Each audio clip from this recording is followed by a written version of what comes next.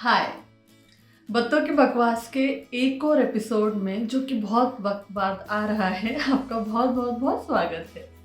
मुझे पता है कि मैं बहुत गैप्स में वीडियो डालती हूँ और जब नया साल शुरू हुआ तो मुझे बहुत मन हुआ कि मैं इस रिलेशनशिप को, जिसमें मैं आपके साथ बातचीत करने आ जाया करती थी हर थोड़े दिन में, उसको वापस से शुरू करूँ। तो शुरू करने के लिए कौन सा टॉपिक उठाया जाए, कौन सा वो पहला एपिसोड हो जिससे कि मैं इस साल की शुरुआत कर सकती हूँ। तो मुझे याद आया कि मेरे पास है ना, कई बार मैसेजेस, इनबॉक्स और ईमेल तक आते हैं जहाँ पर लोग पूछते हैं कि मैम, आपके नाम में बकवास शब्द क्यों है। उनको इस बात से बहुत दिक्कत है कि मैं अपने ही काम को बकवास मानती हूँ, और क्योंकि कुछ लोग मेरी बातों से जुड़ पाते हैं, रिलेट कर पाते हैं, तो उनको बहुत ऑफेंसिव लगता है या बुरा लगता है उन प्यारे प्यारे लोगों को कि ये खुद अपनी बात को बकवास क्यों कह रही। लेकिन मेरे पास है ना, बहुत वैलिड रीजंस हैं। बिल्कुल ये नाम कोई हवा में निकल कर नहीं आया था।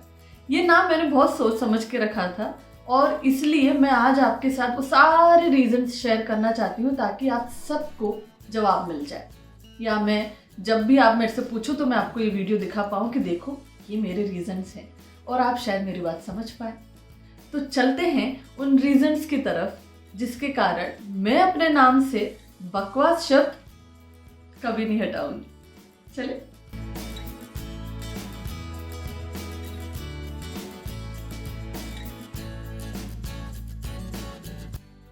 रीजन नंबर 1, जब मैंने नाम रखा तब मुझे ये यकीन जरूर था अपने ऊपर कि मैं कभी भी ज्ञान की बातें नहीं करूंगी।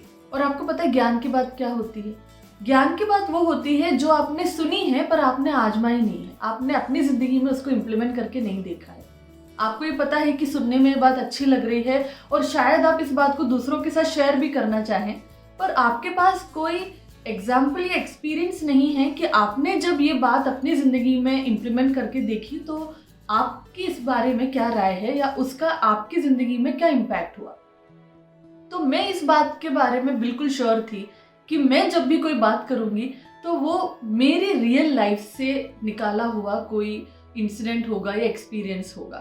तो जब भी आप शुरू भी ना करें वीडियो देखना, उससे पहले ही आपको समझ जाना चाहिए कि यहाँ पर ज्ञान बिल्कुल नहीं बांटा जाएगा। जो भी होगा वो ज्ञान से अलग ही होगा और मेरा बहुत बहुत पर्सनल एक्सपीरियंस होगा।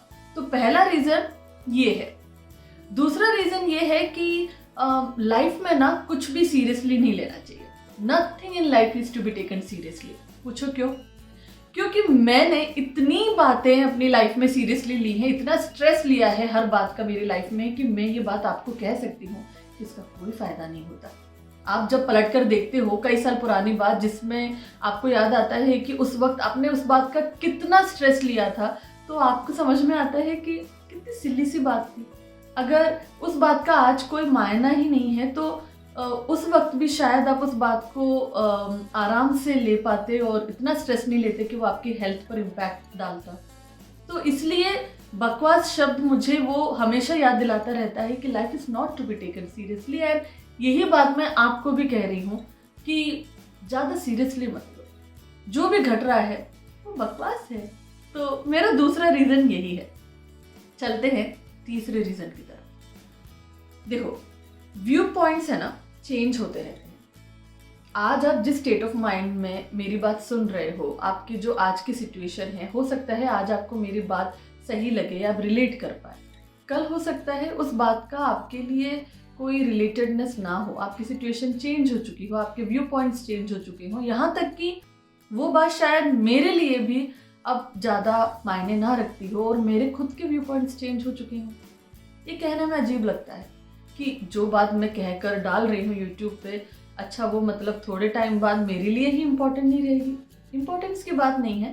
People change, situations change, experiences change, state of mind change होता रहता है। एंड आप ऑलरेडी इतना कंटेंट कंज्यूम करते हैं अलग अलग प्लेटफॉर्म्स पे। It's not to be implemented in your life all the time. Maybe at that point of time when you are listening to that particular thing, आपको अच्छा लगे, रिलेटेडनेस लगे, एक आपको हिम्मत भी आए शायद वो एक्सपीरियंस सुन के या बात सुनकर, लेकिन शायद डाउन द लाइन आपको वो बात अपनी लाइफ में इम्प्लीमेंट करने लायक ना लगे।